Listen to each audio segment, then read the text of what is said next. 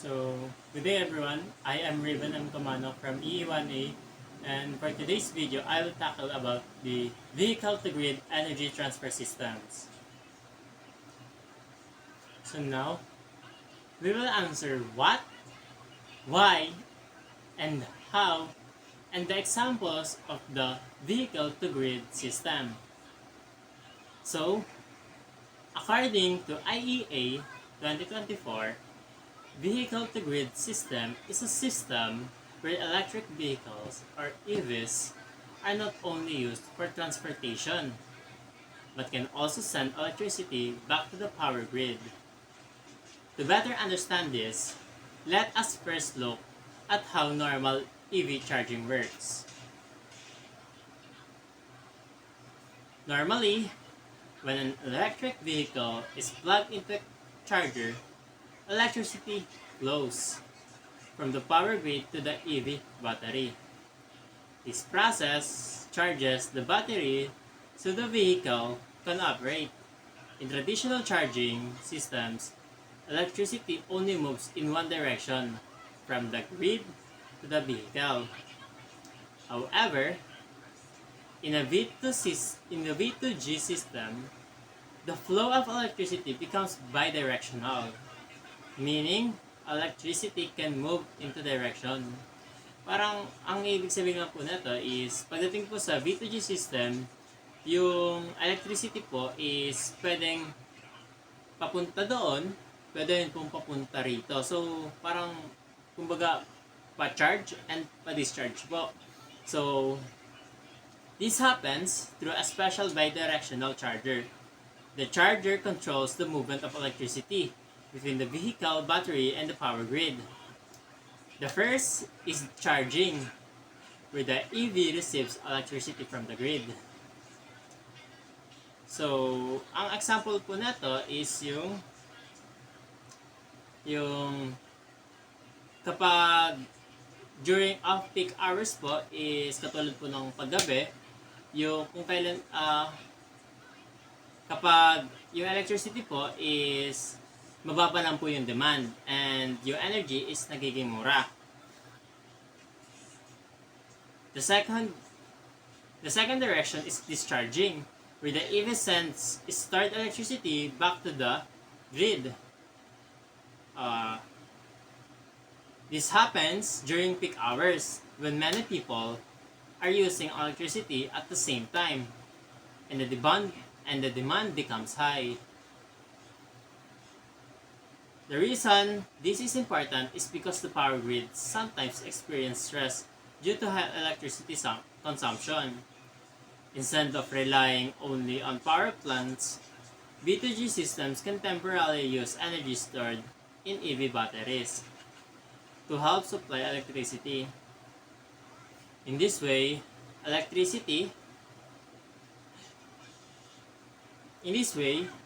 vehicles act like mobile energy storage. Even when parked, they can store excess electricity and provide it back when needed. This system also supports renewable energy sources such as solar and wind power. Renewable energy is not always available. Renewable energy is not always available because solar panel only works when there is sunlight, and wind turbines need wind to generate electricity. Through V2G, extra renewable energy can be stored in EV batteries and used later when energy production decreases. So, kumbaga, kapag gumagamit ka ng solar energy is makakuha ka lang nun kapag peak yung sikat ng araw. Tapos kapag balak mo namang gumamit ng wind turbines is mas kailangan malakas yung hangin, and at this time is hindi naman ganoon kalakas yung hangin, so hindi rin siya nagiging efficient. So, sa V2G is sa pag-i-start ng extra renewable energy sa EV batteries, pwede yun magamit for the later use. And mababawasan yung production ng electricity. Another reason why V2G is beneficial, it is because it helps stabilize the power grid. Stable electricity supply is important to avoid blackouts and sudden voltage changes. By balancing electricity demand and supply, V2G improves grid reliability and energy efficiency. So, isa rin yung, sabi dito, isa sa mga rason kung bakit nagiging beneficial ang V2G is nakakatulong ito sa pag-stabilize ng power grid. Kumbaga, kapag nagkaroon ng blackouts or may problema man sa linya ng kuryente, matutulungan ng V2G na magkaroon pa yung user ng electricity by using the extra energy stored. And yung pag-balance ng electricity gamit ang V2G, mas nagiging reliable and energy efficient yung paggamit ng electricity galing sa EV batteries. Additionally, EV owners may benefit financially because some energy companies pay users for sending electricity back to the grid during high demand periods. So, ibig sabihin pala, yung mga taong or yung mga user na may electric vehicle is makapag-benefit pala sila by owning those electric vehicles.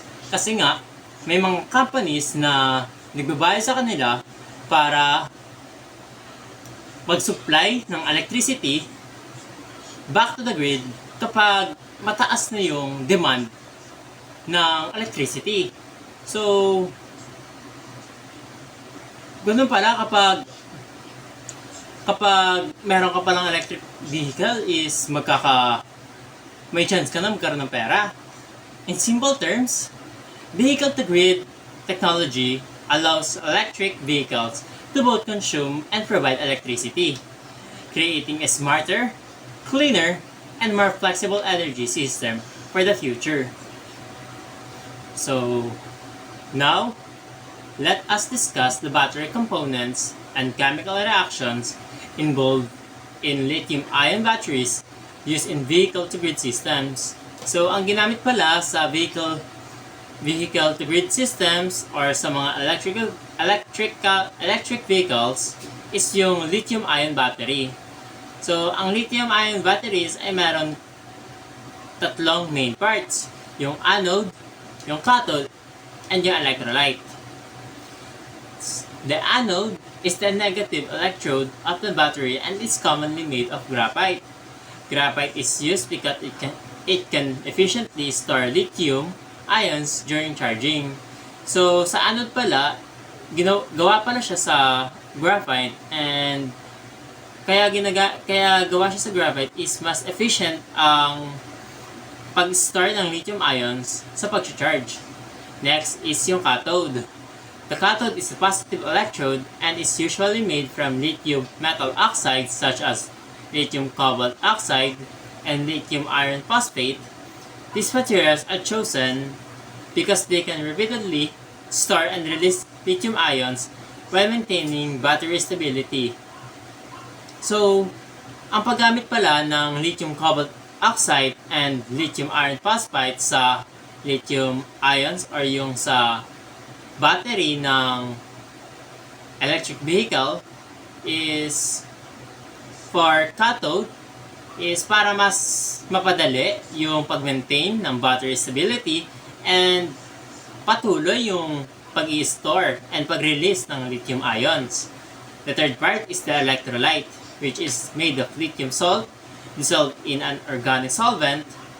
Its purpose is to allow lithium ions to move between the anode and the cathode.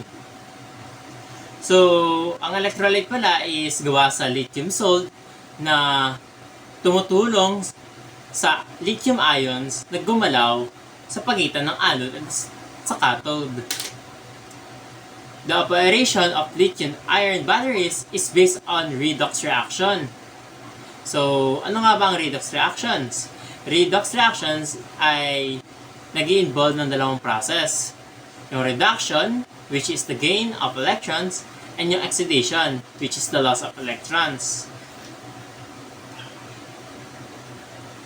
During charging, lithium ions move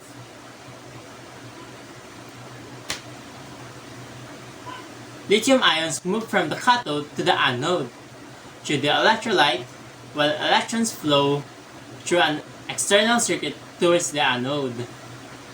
In this process, the cathode undergoes oxidation because it loses electrons, while the anode undergoes reduction because it gains electrons.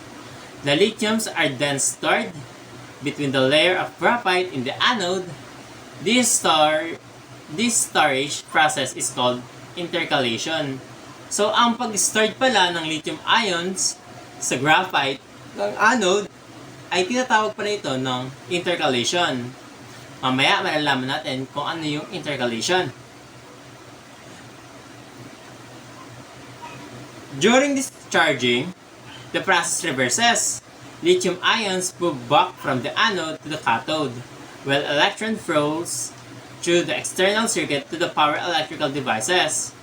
This time, the anode undergoes oxidation because it releases electrons, while the cathode undergoes reduction because it gains electrons.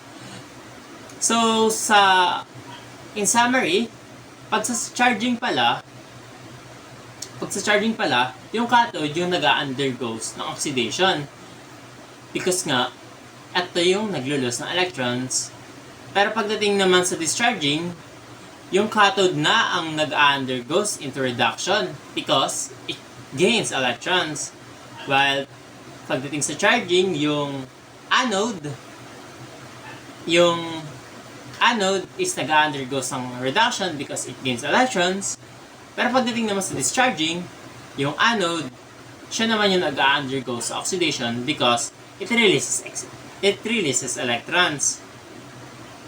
The movement of electrons through the circuit is what generates electricity and allows devices or electric vehicles to operate. So, ang paggalaw pala ng electrons sa pabalik-balik is nakakapag-create siya ng electricity na nagiging sanhi kung paano nag-ooperate or nabibigyan ng energy para mag-operate yung electric vehicles. These chemical reactions are important because they make lithium-ion batteries rechargeable, efficient, and suitable for vehicle-to-grid energy. Dahil nga dun sa pabalik-balik or yung charging and discharging is nagkakaroon yung electric vehicle or yung vehicle-to-grid energy ng kakayahan na magkaroon ng rechargeable and mas nagiging efficient kasi nga unlimited or may kakayahan ito na paulit-ulit na gawin ang pagre-restore and pagre-release ng energy. So now, let us discuss how chemistry enables vehicle-to-grid or V2G technology. In a V2G system, the battery undergoes two main processes, charging and discharging. During charging, normal battery chemistry occurs. Electrical energy from the grid is stored in the battery through electrochemical reactions. During discharging, the process reverses. The chemical energy inside the battery is converted back into electrical energy and sent to the power grid. The key idea is that the same electrochemical reactions that power an electric vehicle can also provide electricity to the grid. So, ibig sabihin pala, yung dalawang main process ng behind sa chemistry ng vehicle-to-grid energy or system is yung charging and discharging. Ito pala yung nagbibigay daan para makapag-store ng energy sa battery and afterwards is pwede rin siyang magamit para magawa yung pagbibigay ng electricity sa power grid. Next, Let us look at some important chemistry concepts behind this process. Una, yung electrochemical potential. Each material inside the battery has a specific electrode potential. This determines the battery voltage and energy capacity. So, ibig sabihin pala, yung mga specific voltage is, yung mga specific electrode potential is ayun yung nagdedetermine ng battery voltage and yung kakayahan neto na kung gaano karami yung energy na pwede niyang ma-store. Different electrode materials produce different amounts of voltage and energy, which is why battery material section is very important for EV performances systems. Next is yung ion mobility. The electrolyte allows lithium ions to move between the anode and cathode. This movement is called ion mobility. Efficient ion movement is important because it allows faster charging and more efficient energy transfer. If lithium ions move slowly, battery performance and charging speed decreases. So, ibig sabihin pala, mahalaga pala yung materials na gagamitin mo sa pag-i-store ng energy kasi nakakatulong ito para mas mapabilis yung pag-charge and pag-discharge ng ions para magamit sa future uses. Next is yung intercalation. It is another important process. Intercalation is a process where lithium ions are inserted and stored between the layers of electrode materials during charging, then released during discharging. This process is important because the lithium ions can move in and out without permanently damaging the battery structure. Because of this, the reactions become reversible, allowing the battery to be recharged many times and giving it a longer lifespan. So, ibig sabihin pala, yung process ng intercalation is nakakatulong ito para mas mapahaba yung buhay ng battery para pwede pa siya magamit ng kahit gaano karaming beses. Next is yung solid electrolyte interface or the SEI layer. The solid electrolyte interface is a thin protective layer that forms on the surface of the anode during the first battery charge. This layer is very important because it protects the battery from unwanted chemical reactions while still allowing lithium ions to pass through. So, yung thin layer ng material na pala ito is nakakatulong para maiwasan yung mga unwanted chemical reaction during sa process ng intercalation and ion mobility. The SEI layer improves battery stability, lifespan, and safety by preventing continuous electrolyte decomposition. So, ang SEI layer pala and intercalation is nakakatulong ito para mas mapahaba pa yung buhay ng battery natin and mas patuloy-tuloy ang process and mas nagiging reliable and stable yung concept ng vehicle-to-grid energy system.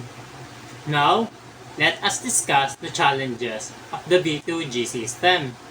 Although V2G is very promising, there are still several challenges, especially in terms of battery chemistry. The first challenge is battery degradation. Repeated charging and discharging slowly damage the battery over time. This can cause loss of battery capacity and structural damage inside the electrodes.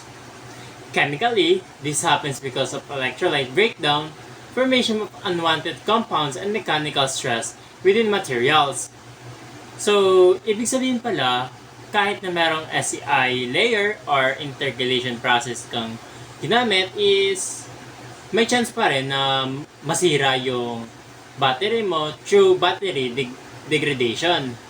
Next is yung second challenge naman is yung heat generation. Electrochemical reactions naturally produce heat during charging and discharging. Too much heat can cause damaged battery materials, reduce efficiency, and even create safety risks if not properly controlled. So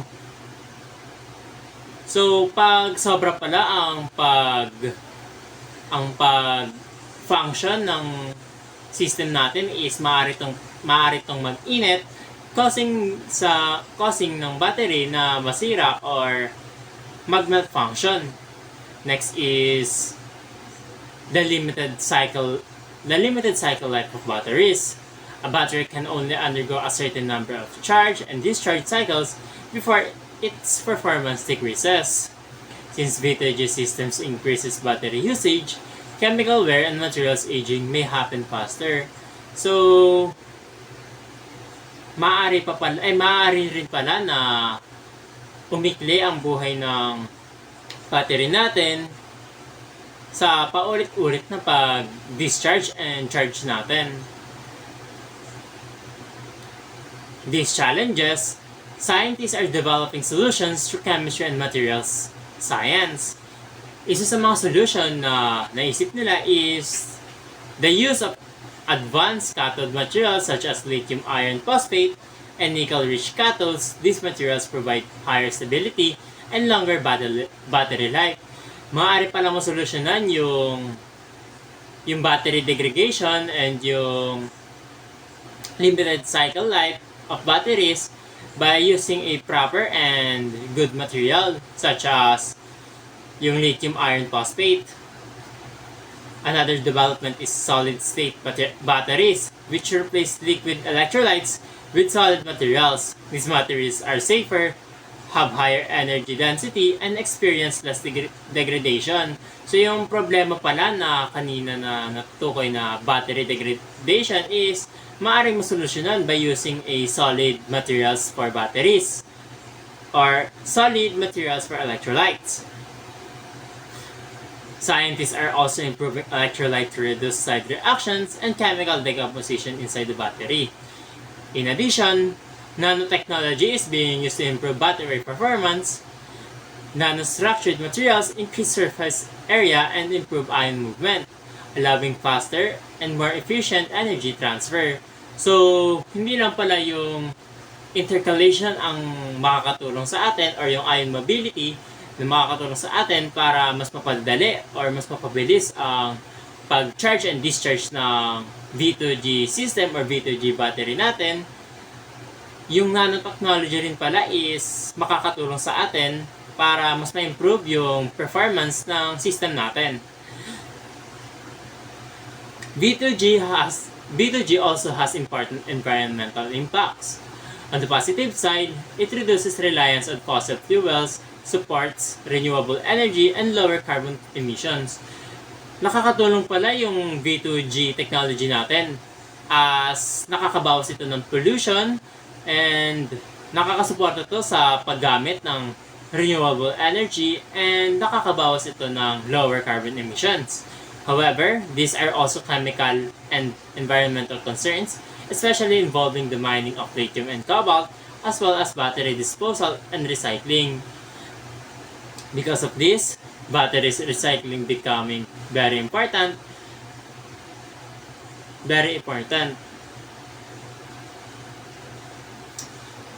Recycling helps recover valuable materials such as lithium, cobalt, and nickel. Chemical processes used in recycling include leaching, precipitation, and electrochemical recovery. These methods help reduce waste and make V2G technology more sustainable. Yung pagre-recycle pala ng battery natin is nakakatulong sa V2G natin na maging sustainable and mas magamit siya ng mas marami pang beses. So, looking into the future, the success of V2G depends heavily on further advances in chemistry.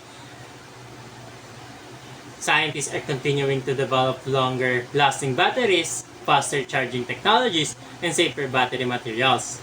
As battery chemistry improves, vehicle-to-grid technology will become more efficient, more affordable, and more widely used around the world. So, ibig sabihin pala, nakadepend ang success ng vehicle-to-grid technology natin sa success ng chemistry in the future. By finding and solving the problems or challenges na kinakaharap ng vehicle-to-grid energy natin is mas nakakatulong ito para mas mapaganda yung mismong technology ng vehicle-to-grid. So in conclusion, vehicle-to-grid technology is more than just engineering innovation.